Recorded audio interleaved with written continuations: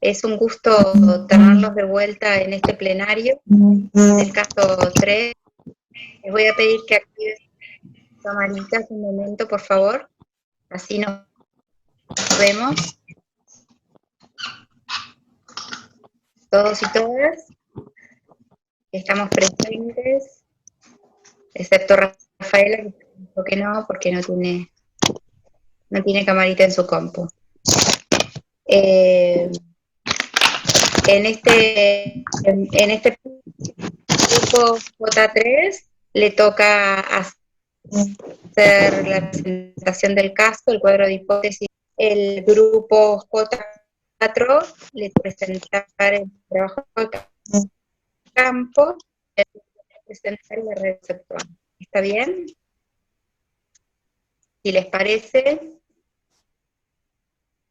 ahí están todos. Buenísimo.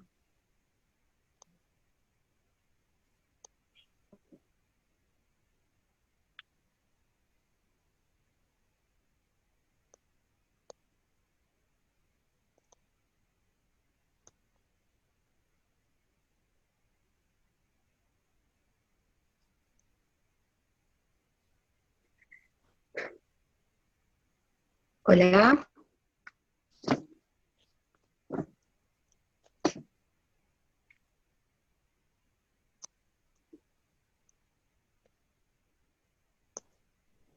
Maru, ¿escuchás? Sí. Ahora Se cortó por un había momento. cortado. Creo Sí. que ahí estamos. Buenísimo. Otro de los chicos que avisa que no tiene cámara.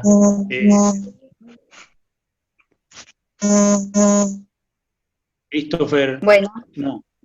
Ahí, profe, hola. ¿Hay alguien que tiene el teléfono en vibrador y está, dele vibrar y sonar y se escucha re mal? Sí, por favor saquen esa función de sus celulares.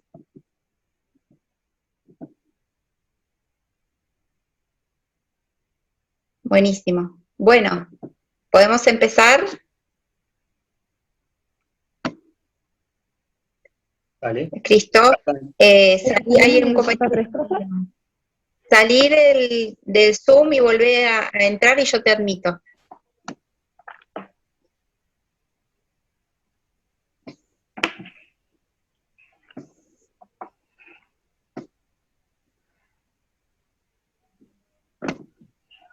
Ahí está entrando Delia.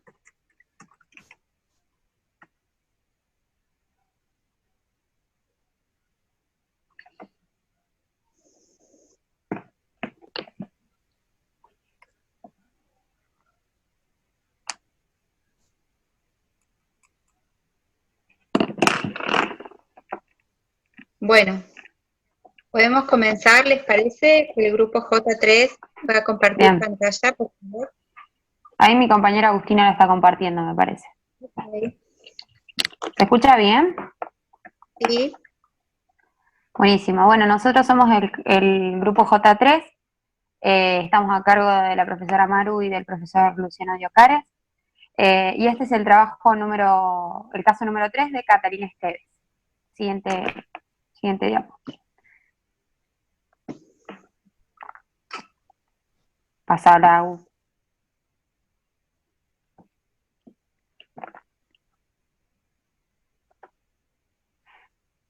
Me parece que Agus se quedó sin internet o le están dando mal, así que bueno, no pero sé si puede pasarla. No te preocupes. Bueno, sigo hablando más o menos de lo que venía en la siguiente. Ahí va, que Catalina Esteves, entonces, concurre a la visita porque hace unos meses no le viene. Comenta, además de estar feliz, que después de mucho tiempo logra quedar embarazada y es algo que anhelaba con su pareja, con la cual están casadas hace 2 años. El tema es que el médico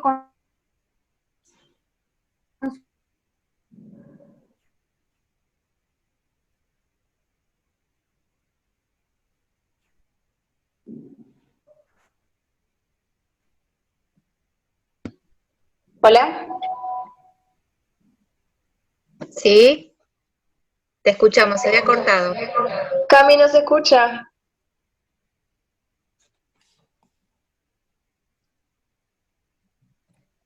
Maru, no sé si Sí, capaz que mejora si todos ahora apagamos los micrófonos y las cámaras y le dejamos solo el micrófono y la cámara al que expone, ¿les parece?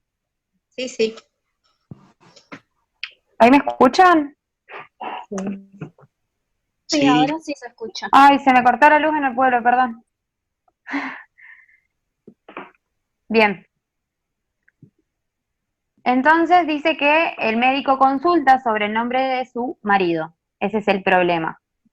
O al que nosotros identificamos como una situación que es alarmante, ¿no? Entonces, bueno, el interrogatorio habla de que tiene 29 años de edad, dice que hace meses no le viene y es una persona muy regular, por lo cual se realiza un test de embarazo, el cual arroja datos positivos. La fecha de su última menstruación fue el 21 de febrero del 2020, el embarazo fue producto de una inseminación in vitro, cuenta con antecedentes de aborto espontáneo y su pareja fuma, por lo cual ella es una fumadora pasiva. Siguiente film. Acá podemos ver entonces la historia clínica y el familiograma, en donde sabemos que Catalina, quien está señalada con una flecha, es hija de Aurelio y Josefa, y es hermana de Karina, que tiene 30 años. Catalina, a su vez, está representado con un colorcito negro el aborto, y con un triángulo se ve el gestante, ¿no? Que es producto de Catalina y del donante. Por el otro lado, está unida a Juana, quien es su cónyuge, y Juana es hija de Claudia y Juan, y además tiene una hermana que es Noemí, de 26 años, y es quien presenta síndrome de Down. Está señalado con estas líneas punteadas, que Claudia, que es la mamá de Juana, vive con Catalina y Juana en la misma casa. Eso es lo que señala esa línea punteada.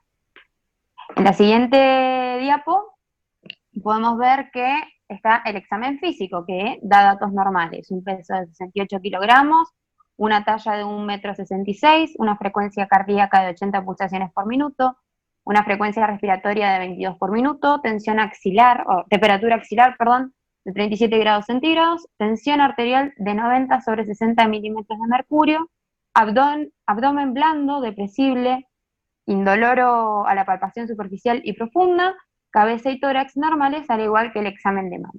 Entonces, en base a a todo lo que leímos sobre el caso y a todo lo que pudimos analizar, detallamos que el problema para nosotros es la falta de enfoque de género en salud y el desconocimiento de los cuidados prenatales.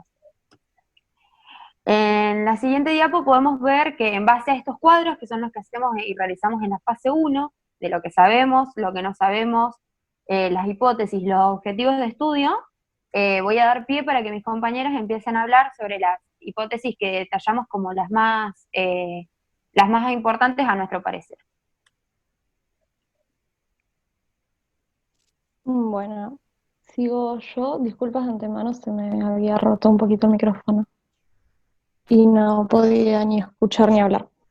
Bueno, para la hipótesis 1 comenzamos desde lo que sabemos, que es que el médico de Catalina tiene un estereotipo de familia que no corresponde para nada al de Catalina y Juana.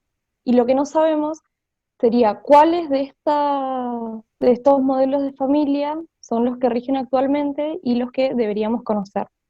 Bueno, y dicho esto, en la hipótesis planteamos que las nuevas configuraciones de familia se deben a la ley de identidad de género y del matrimonio igualitario, logrando llegar a una sociedad más inclusiva. Bueno, para refutar esta hipótesis nos basamos primero en la definición de familia de la Organización Mundial de la Salud, la cual dice que la familia es un microambiente que promueve el estado de bienestar y desarrollo de todas las personas que la componen. Estas pueden o no ser parientes determinados por consanguineidad y habitan un mismo hogar. También partimos de que en un adecuado funcionamiento de una familia no tiene nada que ver con el modelo de familia tradicional o nuclear, que sería mamá, papá e hija. Y para entender esto, es necesario tener el conocimiento de los diferentes tipos de familia, como por ejemplo, algunos son monoparental, heteroparental, reconstruida, sin hijes, y homoparentales, como es en el caso de Juana y Catalina. Existen también marcos jurídicos nacionales y provinciales que avalan estos tipos de uniones entre familias homosexuales, y estos son la Ley del Matrimonio Igualitario, que radica en Argentina desde el 2010, y la Ley de Identidad de Género desde el 2002. Estos avances nos permiten un cambio sociocultural que a su vez nos permite disminuir la discriminación hacia las personas que pertenecen al colectivo LGTBIQ+. Y creemos también que es de suma importancia que el sistema de salud desarrolle una práctica que supere la mirada heteronormativa. También nos pareció importante hablar sobre los derechos sexuales y reproductivos que tenemos todos, incluso este tipo de parejas homosexuales, que son los derechos sexuales. Ellos pueden disfrutar de una sexualidad libremente elegida, sin ningún tipo de abuso ni discriminación sexual, y con posibilidades de evitar el riesgo de enfermedades de transmisión sexual.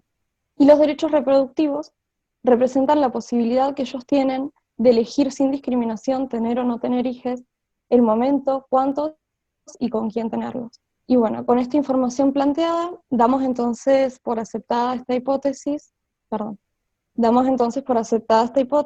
evidenciando que las nuevas configuraciones de familia se deben en parte a estos marcos jurídicos antes mencionados, con el fin de lograr la inclusión de estas familias. Como bibliografía tomamos sitio web, Organización Mundial de la Salud, y un texto de atención primaria de la salud que hablaba de género, identidad y sexualidad.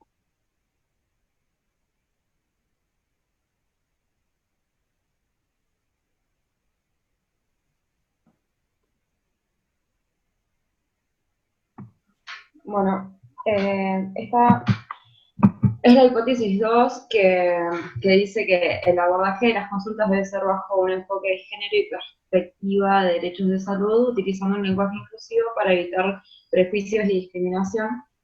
Y bueno, esta hipótesis nace de lo que no sabemos del caso, que es que lo que sabemos del caso, que es que el profesional presupone la heterosexualidad del paciente.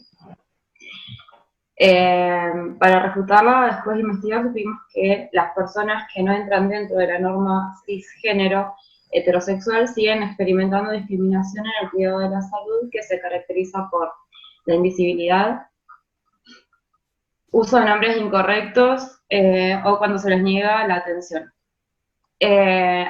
También, bueno, supimos que hay una ley sobre los derechos del paciente que dice que el paciente tiene derecho a que los agentes del sistema de salud intervinientes le otorguen un trato digno con respecto a sus convicciones personales y morales, principalmente las relacionadas con sus condiciones socioculturales de género, de pudor y a su intimidad, cualquiera sea el padecimiento que presente y sea extensivo a los familiares o acompañantes.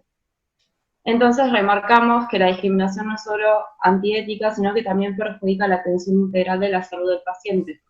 Por eso es importante que los profesionales de salud se capaciten en materia de diversidad y género, y así poder abordar las consultas desde un enfoque inclusivo.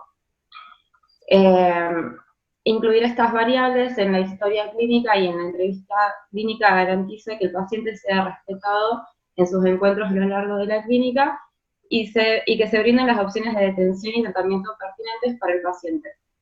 Debe tenerse en cuenta el historial de estigmatización y exclusión que han sufrido las minorías, y también deben usarse los pronombres correspondientes a la identidad de género del paciente, e incluso pueden diseñarse preguntas estandarizadas para indagar en la identidad y estilo de vida de la persona, y siempre hacer saber sobre la confidencialidad y el respeto de su privacidad. Entonces, el abordaje bajo el enfoque de género, un abordaje bajo el enfoque de género teniendo en cuenta la perspectiva de derechos de salud y utilizando un lenguaje amigable es clave para evitar prejuicios, fortalecer la relación médico-paciente y para un cuidado de la salud más integral.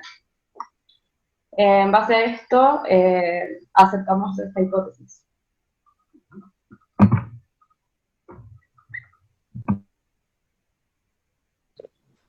Hola, buenas tardes. Soy Julieta Iasa y voy a hablar sobre la hipótesis número 3. Esta hipótesis dice que el uso del campo de látex previene la transmisión de enfermedades de transmisión sexual en personas del grupo LGBTI+, y contribuye a la eficacia en el placer sexual. Cabe aclarar que no solo ayuda o previene transmisión de enfermedades sexuales en personas homosexuales, sino que también en heterosexuales lo pueden usar. Los métodos de barrera o condones de látex, cuando se usan de manera constante y correcta, reducen el riesgo de transmisión de estas enfermedades, como por ejemplo la gonorrea, la clamidia, el VIH y la tricomoniasis.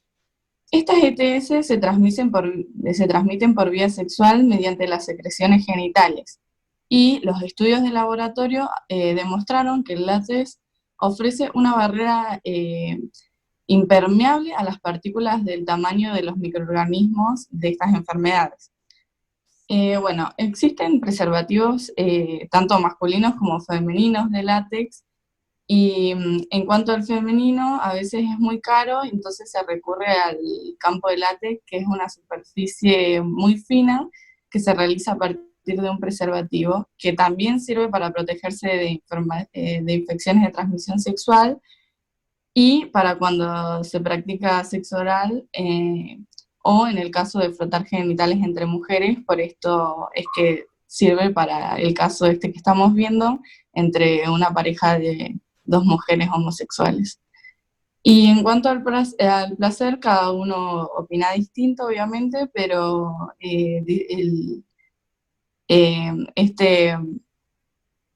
campo de látex tiene lubricantes que pueden fomentar el placer sexual de quienes los utilicen. Y por esto es que esta hipótesis se dice que es aceptada.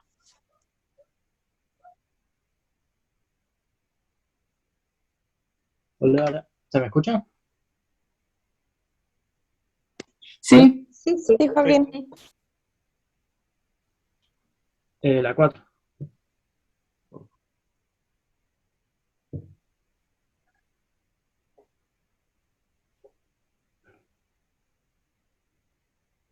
Ahí está.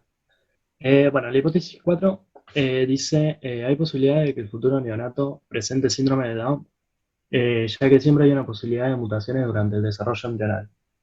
Y bueno, esta hipótesis surgió a raíz del problema que nos planteaban de que las chicas estaban preocupadas de tener un hijo Down debido a que Noemí, la hermana de Juana, lo presentaba. Y bueno, lo que no sabíamos era si este podría ser, debido a que no sabíamos qué óvulo se iba a utilizar para la fertilización in vitro.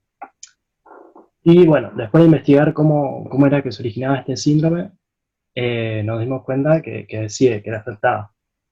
Y esto es porque, bueno, el síndrome de Down es una alteración genética que se produce por la presencia de un cromosoma extra, que generalmente, bueno, es en el cromosoma 21 se presenta una trisomía. Y esta alteración es debido a un problema en la división, en donde no hay una disyunción. Por lo que, bueno, se presenta este cromosoma extra y en sí no hay ninguna causa en sí, pero hay ciertos factores de riesgo que hacen que aumente esta posibilidad. Que bueno, los factores de riesgo serían que los padres sean portadores de una translocación, y una translocación sería entre el cromosoma 14 y 21, que hace que se presente este síndrome. Después, bueno, que la persona que geste sea de una edad mayor, a los 40, 45, lo que hace que este síndrome sea más grave y se presente más frecuentemente. Y después, por último, ya haber tenido un hijo Down. Por lo que, bueno, esta hipótesis es aceptada debido a esto, y logramos vincularlo con temas relacionados a histología que vimos este año.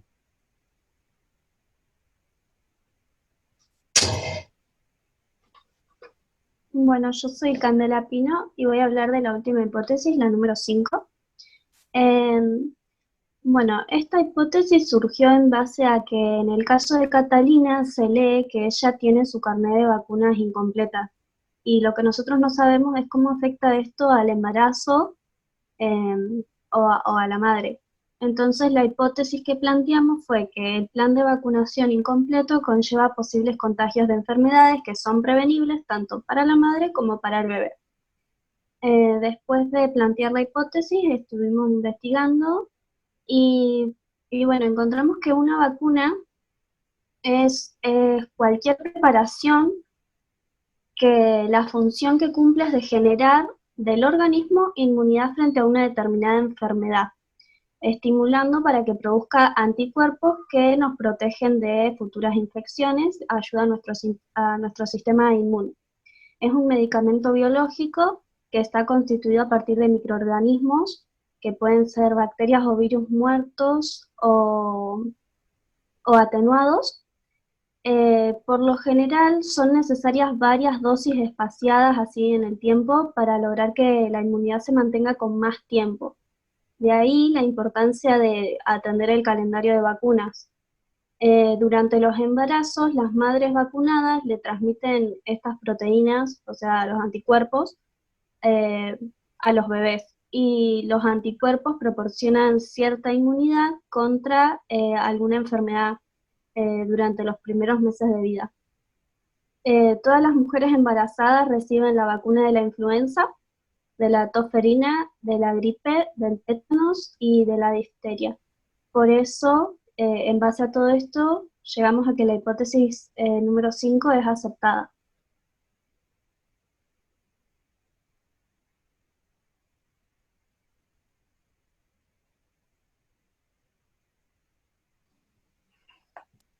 Bueno, eso fue todo. Muchísimas gracias por la atención.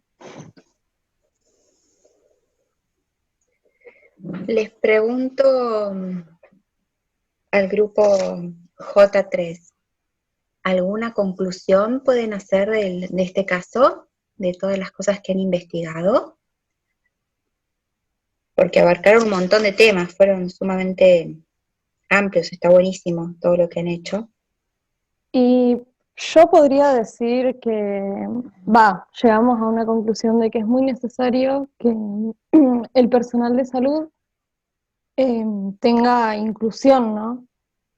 Porque, perdón, no sé, en las consultas médicas y que las personas estén más informadas, darles información también a las personas.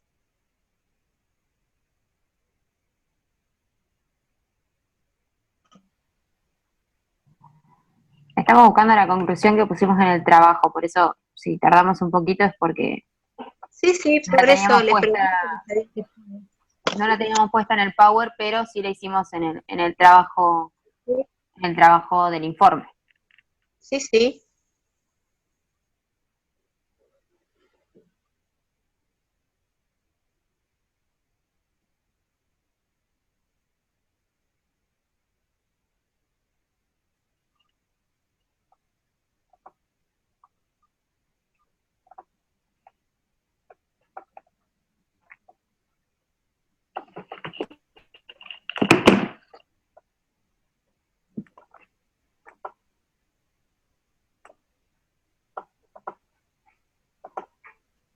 Bueno, nosotros en el trabajo, ¿se escucha bien?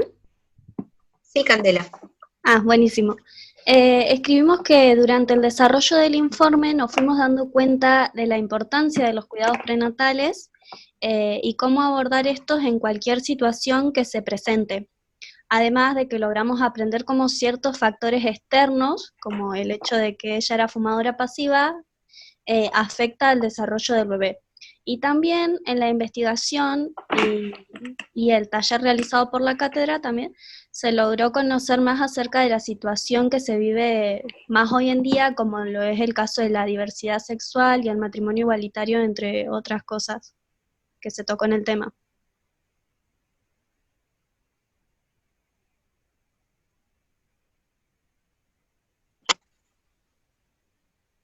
Pero bueno, no me acuerdo cómo era a Camila, era la que estaba hablando antes, con respecto al problema que ustedes plantearon, ¿no? De la falta de enfoque de género en salud.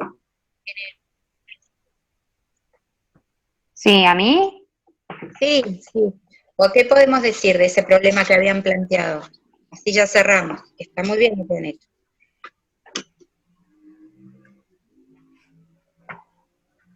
Y la conclusión que podemos sacar es que hay que trabajar, o sea, abordar, más o menos compartir lo que dijo mi compañera Candela, que bueno, abordar con respecto a cuestiones de género y a cuestiones de inclusión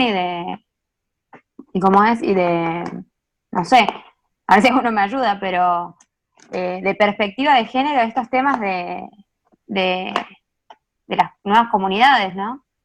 Ujú. En la atención de Eh, pacientes. sí, perdón. Buenísimo. Bueno, muy bueno, chicos, muy buen trabajo. Me gustó mucho lo llamativo que fue la presentación, los colores que usaron y los dibujos y los esquemas. Estuvo muy bueno. Les hago una pregunta. ¿Tuvieron alguna hipótesis que hayan rechazado?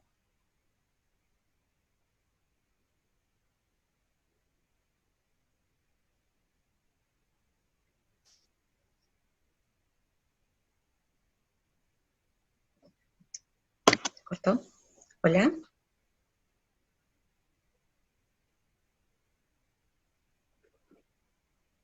Ay, profe, ahí va, pero pasa que justo una chica que estaba hablando no está hablando porque no se escucha y nos está diciendo en el grupo. Ah, bueno. Yo era porque pusieron todas las hipótesis que habían aceptado, pero no está mal tener hipótesis que hayamos rechazado, ¿sí? Entiendo que eligieron por el tiempo de exposición y demás solamente 5 hipótesis, que está muy bien, pero les consultaba.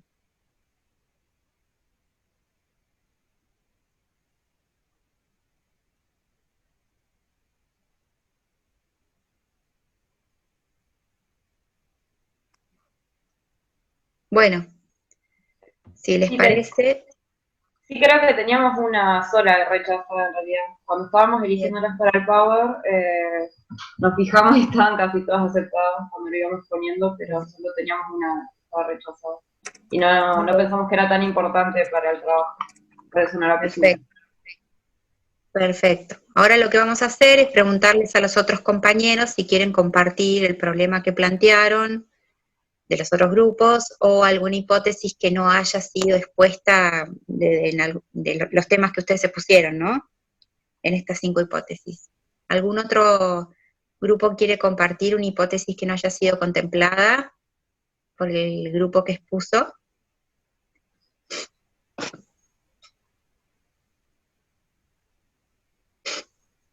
Buenas tardes, profes Hola. en general.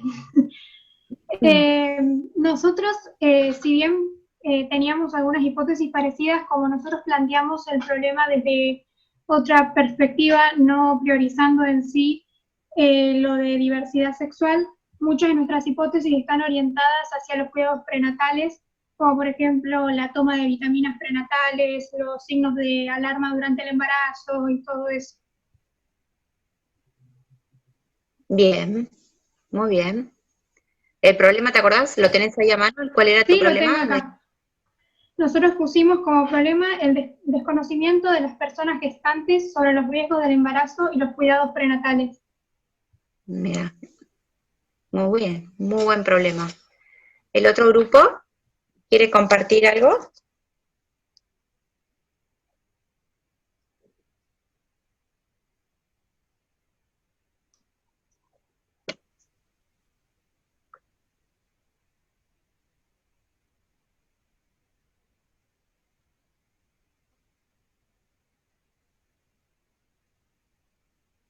¿Se escucha?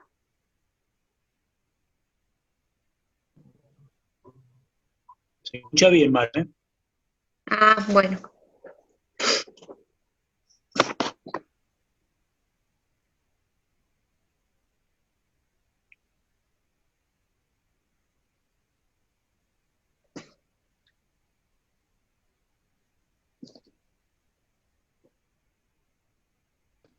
Parece que hicieron parecidas a nosotros, así que no sé. Ajá. Bueno, pero ¿alguna que hayas rechazado el grupo?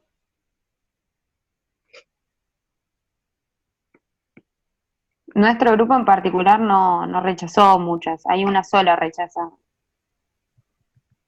Está bien. No, no, pero yo hablaba de los otros grupos que no expusieron el cuadro de hipótesis, Camila. Para que compartamos a ver la diversidad de pensamientos o de ideas que han surgido.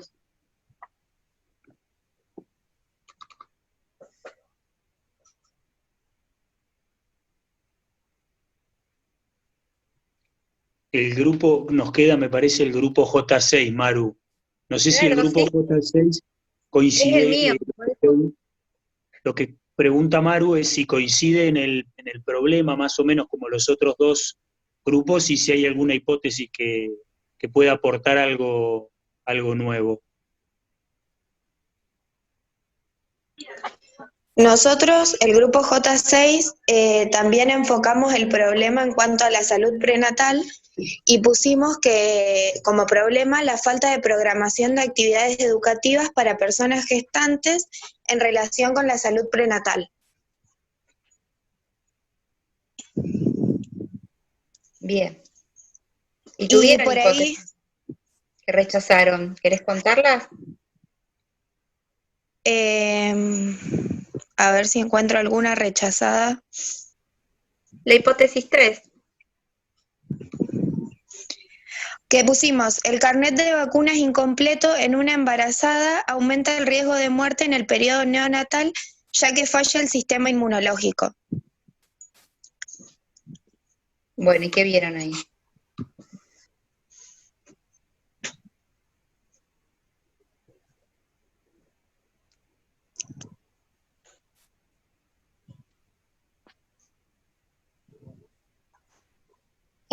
A la hipótesis la rechazamos, a la hipótesis 3, porque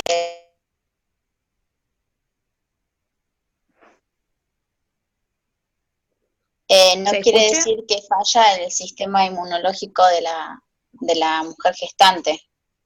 La información la sacamos de un centro de salud y de los diferentes trabajos que nos dio APS con respecto al cuidado prenatal del embarazo. Muy bien, Belén. Muy bien. Compañeros, Lucho, Germán, ¿quieren hacer alguna observación, algún comentario?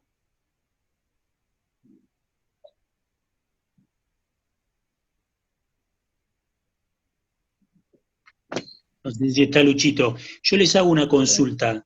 El grupo que expuso el cuadro de hipótesis, cuando jerarquizó el problema, quizás la pregunta iría, se la hago a los otros dos grupos. ¿Ustedes consideraron como un problema lo que visualizó, aunque sea como un problema secundario, ¿no? Porque uno siempre por ahí de un caso puede sacar no solamente un problema, sino saca generalmente algunos problemas y después jerarquiza el que considera más importante. El grupo J4 y el J6 no jerarquizaron el de la perspectiva de género, pero ¿qué opinan de que el grupo J3 lo consideró el problema central?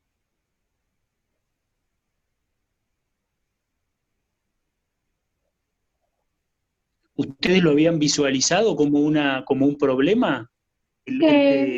Sí.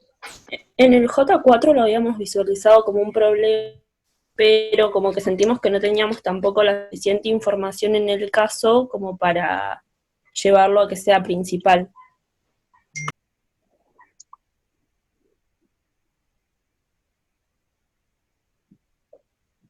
¿Y el grupo J6? También varios de nosotros cuando hicimos el preparcial, el ensayo parcial lo planteamos como un problema, pero también como que no teníamos la información suficiente y a la hora de hacerlo juntos mejor planteamos el problema del cuidado prenatal.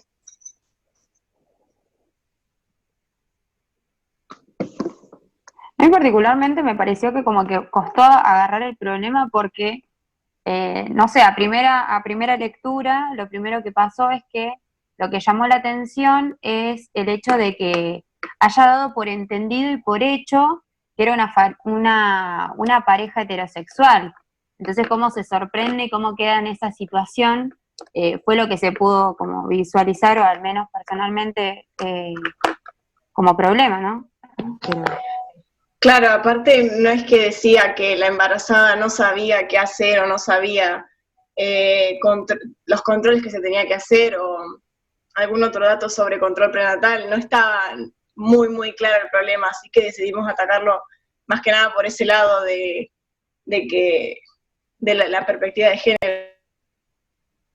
Claro, es por eso que también hicimos alusión a algunas hipótesis con respecto a todos estos temas, a lo de las comunidades LGBT, a lo que tiene que saber un doctor con respecto a las nuevas familias y todas esas cosas, porque consideramos como problema el hecho de que el doctor no reconozca estas familias, o que dé por entendido que era una pareja heterosexual y que se evita un montón de información que se puede brindar.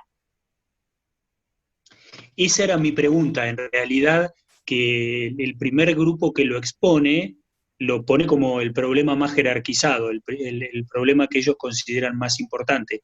Pero lo que me parece interesante es que los otros dos grupos, de cualquier manera, aunque quizás no es el problema que ponen en primer lugar o el que más jerarquizan, igual lo tienen en cuenta y después me dicen que han hecho hipótesis en torno a ese problema. No sé si se escucha. Nosotros elegimos el grupo J6 más que nada el problema porque fue el motivo de la consulta. Luego surgió esto en la consulta cómo se sorprendió el médico, pero el motivo de la consulta era esto sobre el embarazo. Por eso más que nada nos fuimos por ese lado, porque creímos que ese era el problema. Muy bien. Bien. Ahí levantaste la mano, Germán. No me di cuenta, Maru, perdón. La saco. Listo, bueno. Muchas gracias al grupo J3. Excelente la presentación de hoy. Ahora, si quieren, pasamos a la presentación del trabajo de campo, que le corresponde al grupo J4.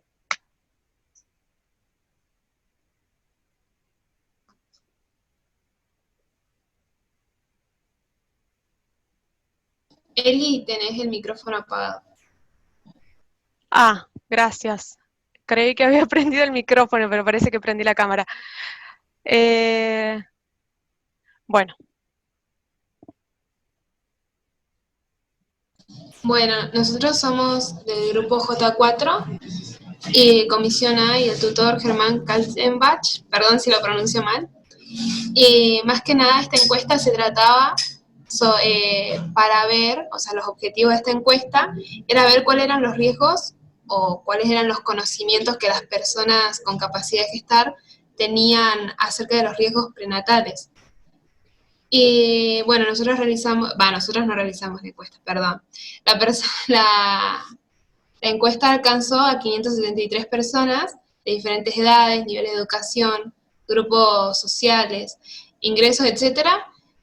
Pero nosotros nos queríamos enfocar más que nada en cómo las personas con capacidad de gestar obtienen su información según su grupo social, edad, nivel educativo. Y bueno, quería hacer una aclaración acá. Siempre que nos refiramos a los porcentajes, siempre van a referirse solamente a los datos obtenidos del trabajo de campo, y que no quiere decir que refleje la realidad totalmente. Además, la mayor parte de las mujeres, o mejor dicho, personas con capacidad de gestar eran de 20 a 25 años.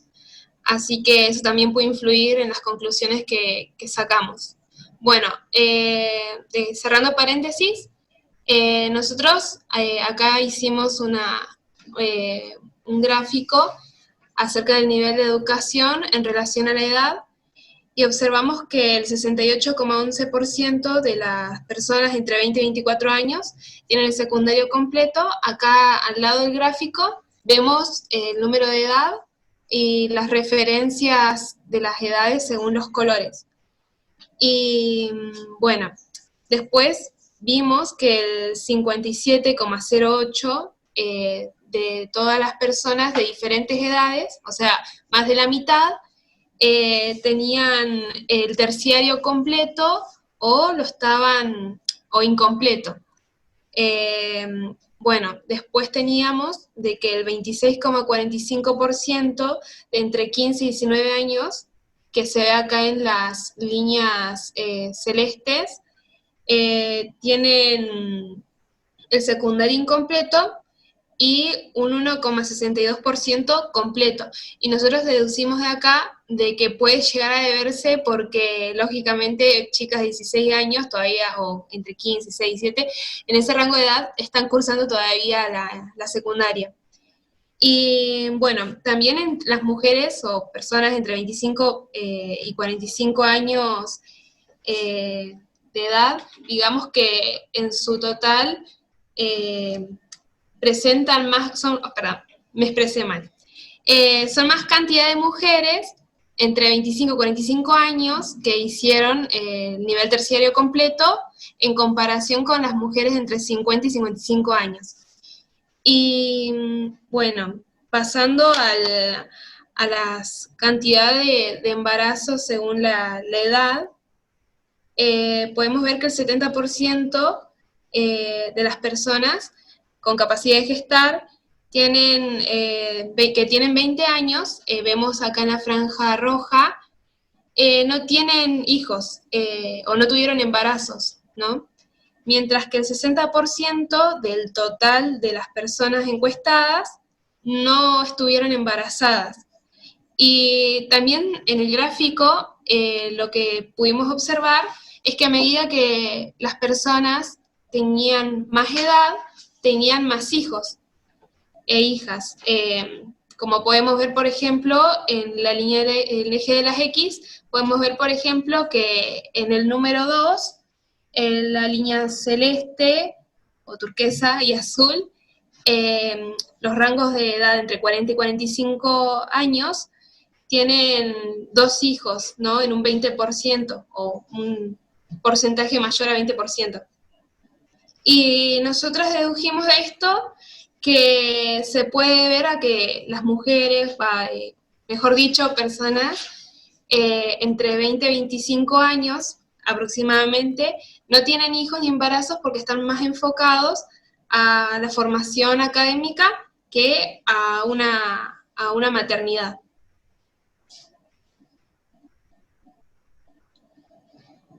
Listo, el que sí. Perdón, tenía el micrófono apagado. En cuanto al ingreso familiar, tuvimos en cuenta dos conceptos claves. El ingreso y si han tenido hijos o no. Y otro concepto también importante fue la edad, que acá no se muestra en el gráfico.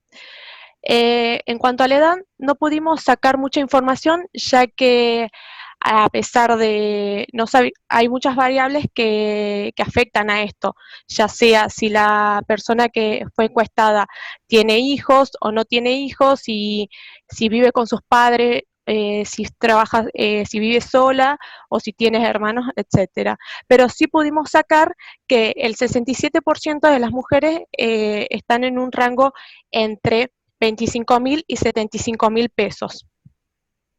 Luego, ahora como se muestra en el gráfico, relacionamos si han tenido hijos alguna vez las encuestadas y con el ingreso.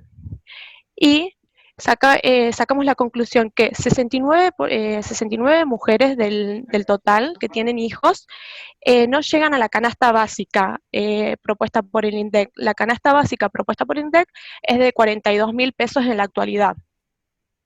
Luego, otra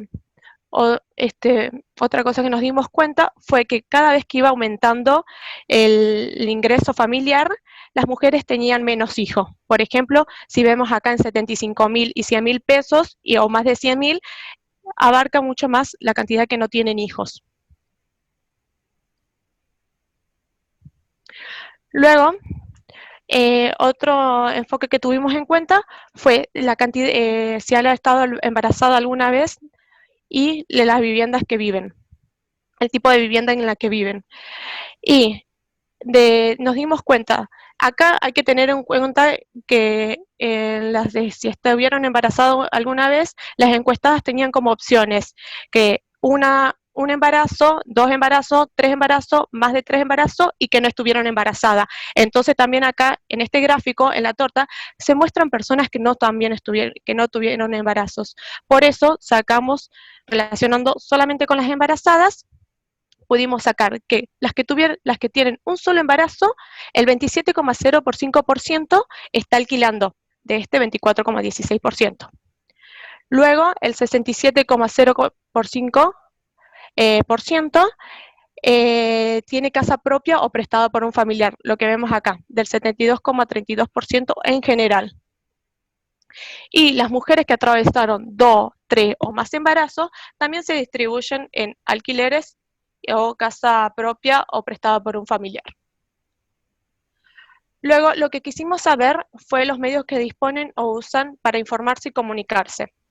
El medio más utilizado, como vemos acá, vemos el internet en celeste, el celular en rojo y la TV en amarillo, vemos que entre mujeres de 10 a 40 años es el medio que más utiliza. Pero si vemos acá en amarillo, que va aumentando cada vez que va aumentando la edad. Luego, en noticias y news. Bueno, mujeres entre 10 y 20 años utilizan internet, el celular y la TV para buscar información. Como vemos acá, incluso hasta el grupo de edad más grande, 30, 40, 50 y 60 años. Pero un dato que pudimos sacar acá importante es que 1,59% utiliza la iglesia para buscar información. Y de ese 1,59%, el 57% son mujeres que abarcan el rango de entre 20 y 30 años. Luego, para las redes sociales, también el 86,56% de las mujeres, no importa el rango de edad, utiliza el internet, el celular para comunicarse. ¿Puedo hacer una pregunta? Sí, cómo no. Sí. Perdón que interrumpa, Eliana. No, Eliana Sí. no. ¿Cómo es tu nombre? Eliana, sí. Espera que no. Sí, profe. Vamos a ese de las noticias. Dale. Esta. Sí. Vos decís que el 1,59% de las mujeres utiliza la información que viene de las iglesias para enterarse de lo que pasa en el mundo. Lo que no entiendo es el eje de las X, cómo sacaron las cuentas, porque si todo esto es en porcentaje, ¿qué significa que haya casi un 300% de las personas que usan celulares? ¿Me entendés? Sí, acá en el eje de las Y, lo que se muestra es la cantidad de personas. Ah, el número de personas. El número total de personas. Nosotros en el informe lo pusimos con porcentaje. Ah, bien, porque venían con porcentajes, perfecto, ahí entendí. Sí. Porque buenísimo. Las otras venían con porcentajes y acá pasaron a 350 y yo digo, ¿cómo hacen el porcentaje de 350? Claro, Perfecto. sí. Eso tenés que, sí, por si no se presta confusión. Dale. Listo. ¿Alguna otra consulta? No, era eso, como habían sacado las cuentas, me preocupaba. Dale, sigamos, Dale. por favor. Bueno, buenas tardes. Después acá, en base a los medios de comunicación más usados hoy en día, lo que hicimos es analizar cómo hacen las personas para formar una idea o una opinión sobre algún tema. Y notamos que generalmente recurren, a diferentes fuentes como las que se mencionaron recién, internet, celular, tele, radio, grupos de interés, biblioteca o iglesia, pero sin embargo, notamos que dentro del total de encuestados pertenecientes a diferentes grupos etarios, la mayor parte, esto sería un 72%, por ciento dentro del total de encuestados recurre al Internet para construir su propia opinión. A esto le sigue el celular con un 55,32% y la televisión o radio con un 26,17%. Esto sería en el Internet 413 personas de 573 y así el celular 317 de 573. También, por último, notamos que solo una pequeña parte de la población encuestada recurre a fuentes religiosas. Esto sería un 7,32%.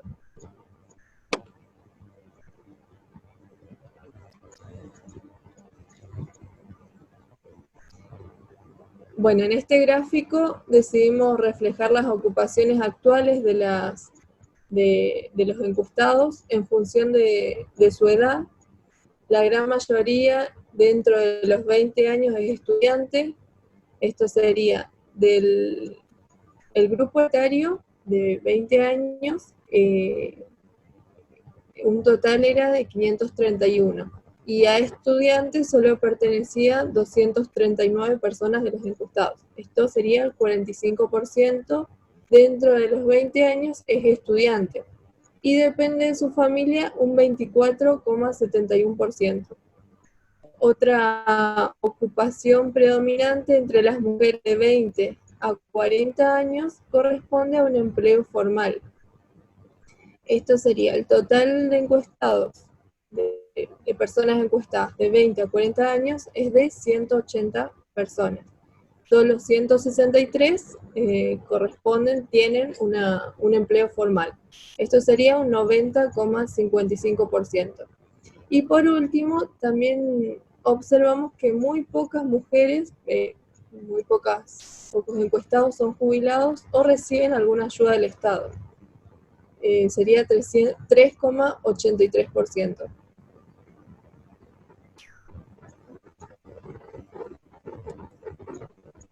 Después decidimos analizar cómo los encuestados adquirieron esos conocimientos sobre los riesgos y cuidados prenatales y cuál era su nivel educativo alcanzado, y queríamos ver si había alguna relación entre ambas variables.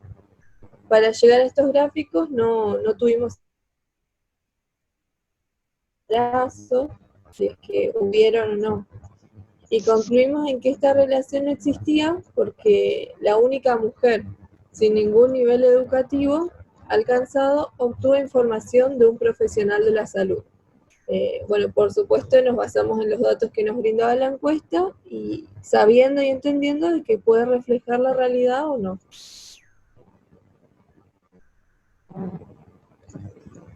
Y acá en este gráfico, ya incluyendo la edad, quisimos averiguar a qué fuente de información sobre riesgo y cuidados prenatales acuden las mujeres, dependiendo su edad, por supuesto.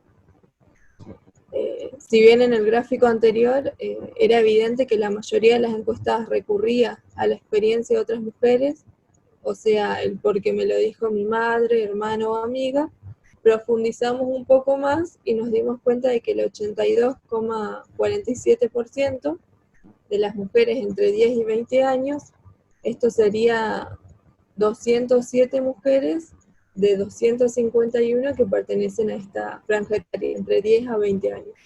Recurre, bueno, a su madre, hermano o amiga, alguna experiencia. A esto le sigue después el 61,75% de las mujeres entre esta edad también que recurre a investigar por internet. Y bueno, esto predomina frente a la opción de los especialistas.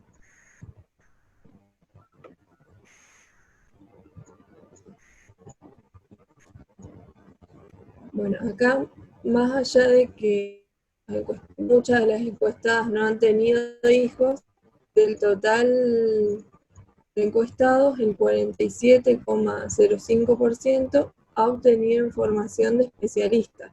Esto sería un porcentaje alto, porque acá en el gráfico no se discrimina las mujeres que han tenido hijos de las que no, sino que estamos marcando el total.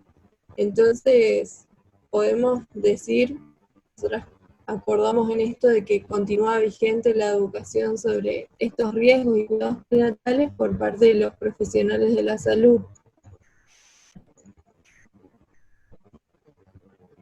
Y bueno, como conclusión final, más allá de que la encuesta no habían preguntas que permitían recoger datos cualitativos, por ejemplo, cuán difícil afrontar un embarazo a partir de los recursos disponibles, deducimos estas conclusiones que más allá de que casi la mayoría de encuestadas no tenía hijos, tenía un salario menor al de la canasta básica. Esto sería menor a 42.000 pesos, como mencionaba mi compañera, y siendo estas mujeres menores de 30 años.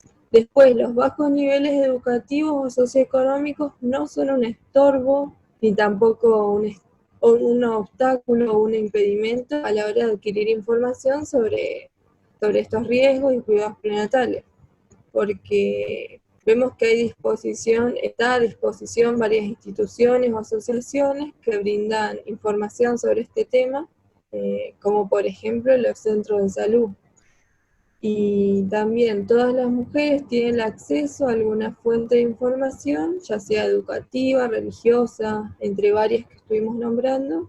Y por último, concluimos en que la calidad y la efectividad de toda información recolectada depende de la fuente a la que se acude. Es decir, cuán buena, certera y valedera sea esa información depende a lo que acudieron estas personas encuestadas. Y eso sería todo.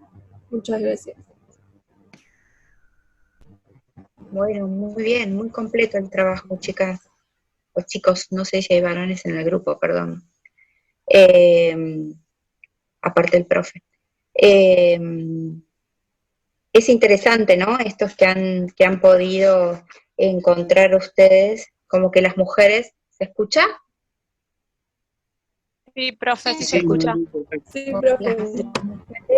Sí, seguimos teniendo poco acceso, digamos, a la mejora, digamos, cuando se tiene un trabajo, a la mejora en los sueldos, ¿no? Pero eso no impide seguir adelante, es lo que yo veo. No sé si ustedes vieron lo mismo. Sí. Sí, profe. También había, con el tema de los ingresos, también queríamos aclarar que, bueno, decíamos que las mujeres que mayor ingreso tenían no presentaban tantas cantidades de hijos. Eso deducíamos de que hay mujeres que se enfocan más en un proyecto laboral a un proyecto familiar. Obviamente, esto es una deducción nuestra y no es que muestre la realidad, como dijimos anteriormente.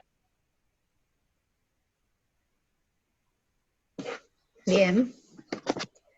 ¿Algún otro grupo quiere mencionar algo sobre el trabajo de campo? ¿Algo que no hayan comentado las compañeras recién?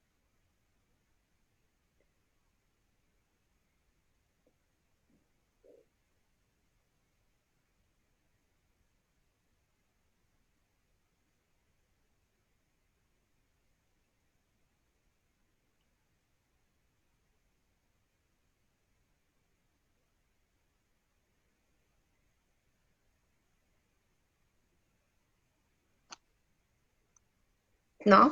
Bueno. No, profe, la verdad estuvo muy claro. Sí, sí.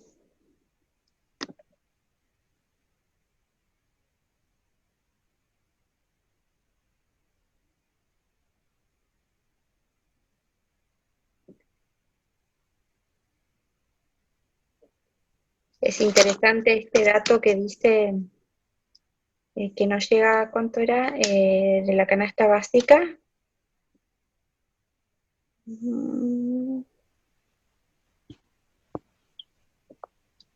Ese dato es importante. A ver, ¿me pueden...? ¿Quiere que lo tengo muestre? algunas anotaciones. ¿Quiere que lo muestre? Sí, sí, por favor. Dale. Ese dato es sumamente llamativo. Espere, ahí muestro. De las primeras diapos es. Sí, acá está. El del ingreso familiar relacionado con la cantidad de hijos. Sí. Buenísimo, ahí lo muestro. El 67% de las mujeres tienen un ingreso entre 25.000 y 75.000 pesos, ¿no? Sí. Estamos hoy, la canasta básica, ¿cuánto es? A 45. Sí, 42.000 había encontrado yo. ¿No? Entonces fíjense que estamos ahí, casi el 70% de las mujeres que encuestamos, que en este caso son como 520 creo que eran, las encuestas, ¿no? El 67% de esas mujeres contesta esto. Esto es llamativo, ¿no? Y así todo, siguen, porque ustedes hablaron también de que había, la mayoría son estudiantes, son gente que está estudiando los que contestaron la encuesta, ¿verdad? Así es. Bien. Bien. ¿Y qué les pareció a ustedes cuando encontraron, ¿sí?, que el 1,59% de las personas se informaban a partir de información que venía de sus iglesias o de sus creencias, ¿no? Sus credos. A mí me sorprendió la edad de las mujeres que preguntaban que se informaban a través de la iglesia. Porque son mujeres entre 20 y 30 años. Pensé que, digamos, que hubiese visto mujeres más grandes en vez de ese rango de edad. Bien, porque vos ¿cuántos años tenés, Eliana? Yo tengo 24. Claro, te viste ahí como reflejada, ¿no? Dijiste, wow, ¿qué está pasando? Sí, sí, sí. ¿No? Sí. Bien, igual obviamente no es ni el 2%, pero igual ese es un número de personas y en ese rango etario que se sigan informando a través de la iglesia. Cada uno es libre de pensar lo que quiera, ¿no? De creer en lo que quiera, pero que consigan información de la iglesia, ¿no? Teniendo acceso a otras fuentes. Eso llama la atención, es verdad. Bueno, estuvo muy bueno y muy detallado el informe. La única observación que puedo hacerles es que encararon bien trabajando con porcentajes. Siempre es mejor trabajar con porcentajes, los números, así uno tiene mejor entendimiento de cómo son la información, pero después me cambiaron a números, entonces siempre que tienen que expresar números en una presentación o demás, háganlo con porcentajes, ¿está bien? ¿Sí? Sí, profe. Como una observación. Ok. Bueno, Germán, ¿querés comentar algo? Ahí Lucho se fue a la guardia, que lo llamaron. No, felicitaciones, chicos. Y lo que decís vos, Maru, que visualmente, justo vos hiciste la pregunta, porque cuando uno expresa, ellos, justo vos lo marcaste cuando ellos veían por rango etario cómo se informaba la gente. Y en realidad te daba una impresión a la vista porque estaba en el eje de la I en valores absolutos, y en realidad es más representativo, uno lo entiende mejor mirando el gráfico si eso está expresado en porcentajes. Porque no sabemos, por ejemplo, cuál es de la muestra total, cuántos eran las mujeres de 20